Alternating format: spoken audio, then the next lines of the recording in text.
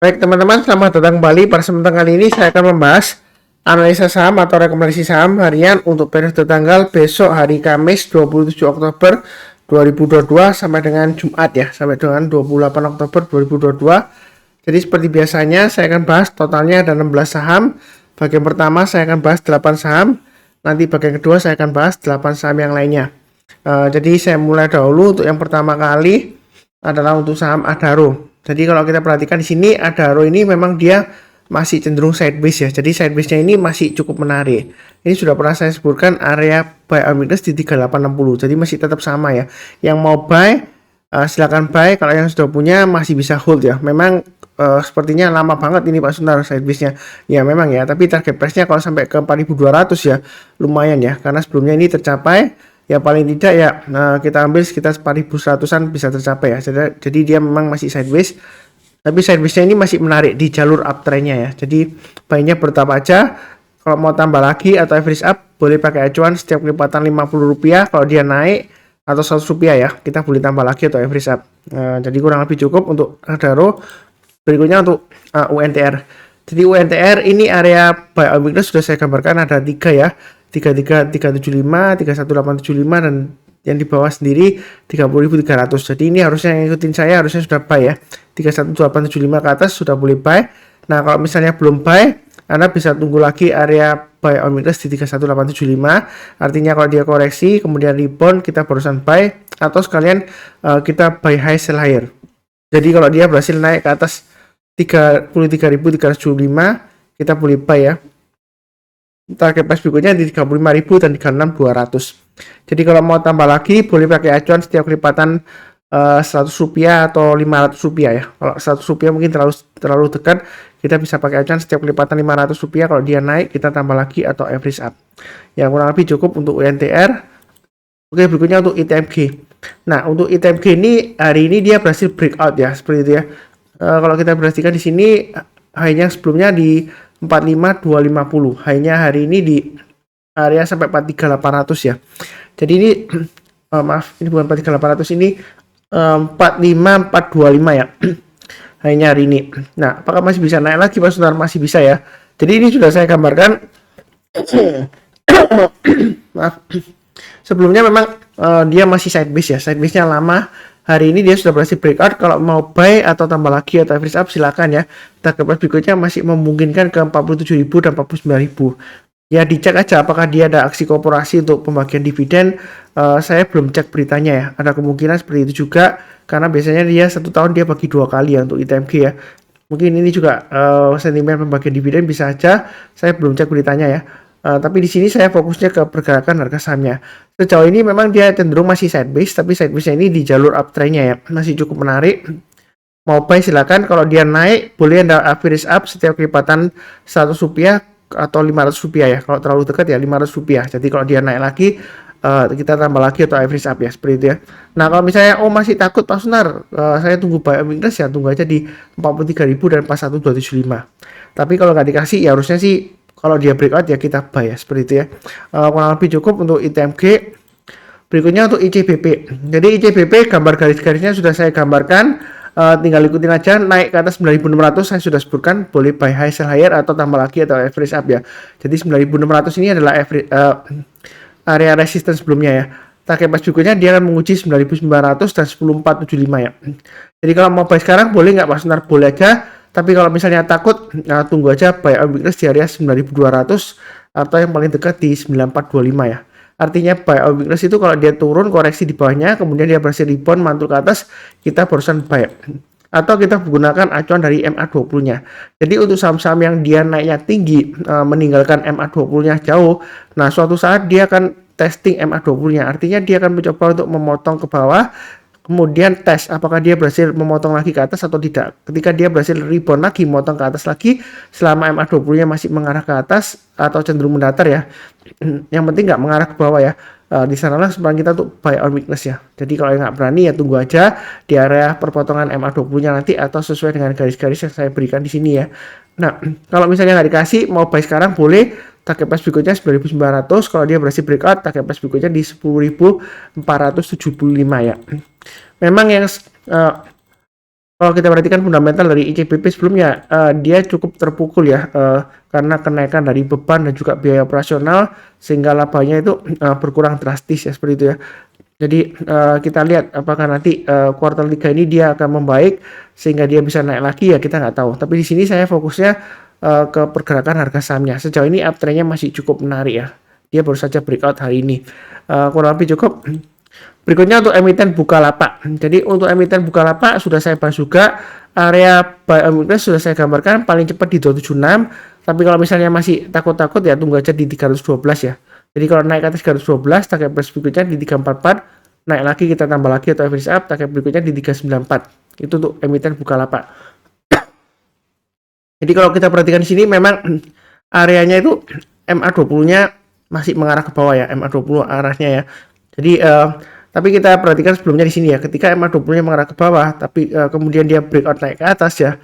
Nah, di sinilah kesempatan untuk buy ya. Karena kita lihat setelah breakout dia konsolidasi, dia masih bisa mampu lagi naik ke atas 312 ya. Ya, ini ada peluang juga naik, tapi buy-nya jangan terlalu banyak. Kalau dia naik lagi kita tambah lagi atau average up, tapi kalau turun jangan average down ya, pasang trailing stop-nya atau stop loss-nya. Jadi ini cukup menarik kalau mau buy silakan ya. Volumenya memang naik, tapi kita juga jangan terlalu happy juga karena dia sebelumnya volumenya seringkali timbul tenggelam juga ya, naik kemudian besoknya cenderung berkurang setengahnya seperti itu ya. Jadi kalau kita perhatikan sini mau buy silakan, mau tambah lagi sudah punya silakan. Jadi target berikutnya di 312 dan 344, pasang stop lossnya di 276 atau maksimum kita pasang di area 260 ya. Lebih seperti itu ya. Cukup untuk Bukalapak. Oke, berikutnya untuk SCMA.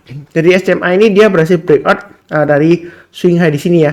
Ini sudah saya gambarkan resisten terdekatnya di 238. Kalau dia berhasil naik lagi, harusnya ngikutin signer saya sudah buy ya. Nah, posisi sekarang kalau mau buy, bagaimana Pak Sunat? Ya, kita bisa buy on weakness di area 228 ya. Kalau misalnya takut buy sekarang, atau nanti perpotongan MA20-nya ya. Jadi ketika dia naik tinggi ya, kemudian dia suatu saat dia akan memotong MA20-nya dari atas ke bawah. Ketika dia sudah berhasil memotong ke atas lagi, di sana kesempatan kita untuk buy ya. Ini sudah saya gambarkan sebelumnya 212 ya. Jadi kalau dia memotong, di sana kesempatan kita untuk buy. Nah, kalau nggak dikasih, kita perhatikan high-nya hari ini dia di level 244 ya. Jadi kalau besok atau hari Jumat dia berhasil breakout ke atasnya 244, kita boleh buy. Bagi yang belum punya, kalau yang sudah punya mau tambah lagi atau average up silakan. Naik ke atas 252 tambah lagi target price berikutnya di 278 dan 325. Jadi ini garis-garisnya sudah saya berikan untuk SCMA ya. Secara keseluruhan memang dia kecenderungan masih sideways di bawah ya seperti itu ya. Jadi memang lebar di sini, ini resisten 252 cukup kuat ya. Nah, kita juga jangan terlalu takut resisten ya. Dalam arti kalau sebelumnya di sini dia sering kali gagal, dia turun lagi ke bawah, ya belum tentu kali ini kalau dia breakout ke atas 252 kita takut terus jual gitu, enggak ya. Jadi kalau dia breakout ke atas 252 masih ada kemungkinan untuk naik lagi ke 278 dan 325. Jadi regardless sebelumnya di sini gagal, ini juga nyentuh tapi gagal ya. Tapi kita jangan terlalu kaku. Kalau sebelumnya gagal, belum tentu kali ini gagal juga ya. Seperti itu ya. Kurang lebih cukup untuk SMA. Berikutnya untuk Unilever.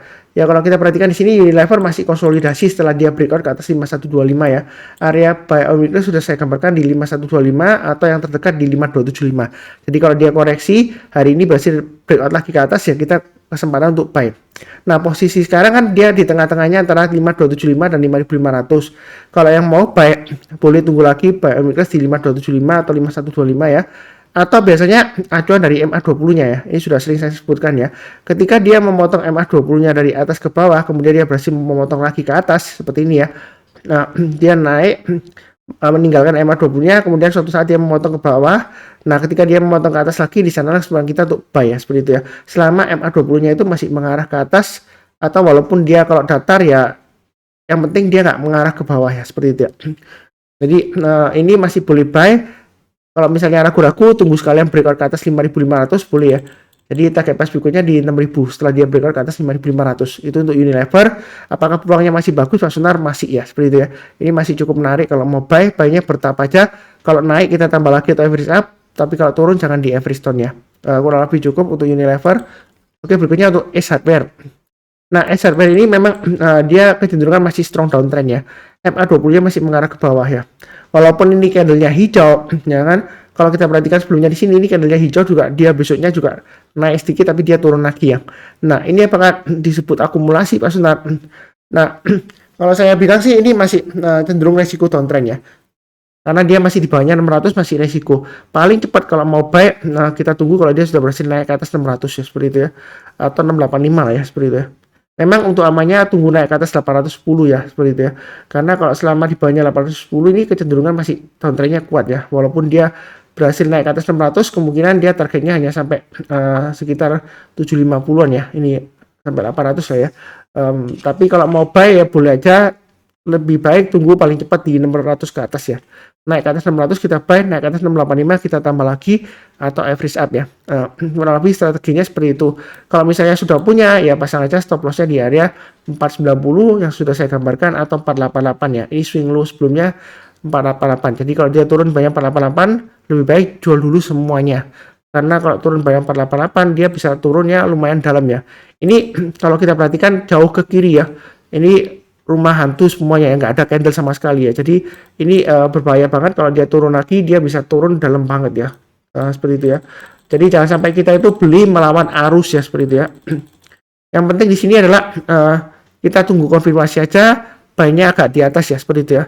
Jadi bukan berarti ketinggalan nanti Pak Suntar, enggak ya. Jadi kita pilih buy-nya agak ke atas untuk konfirmasi ya.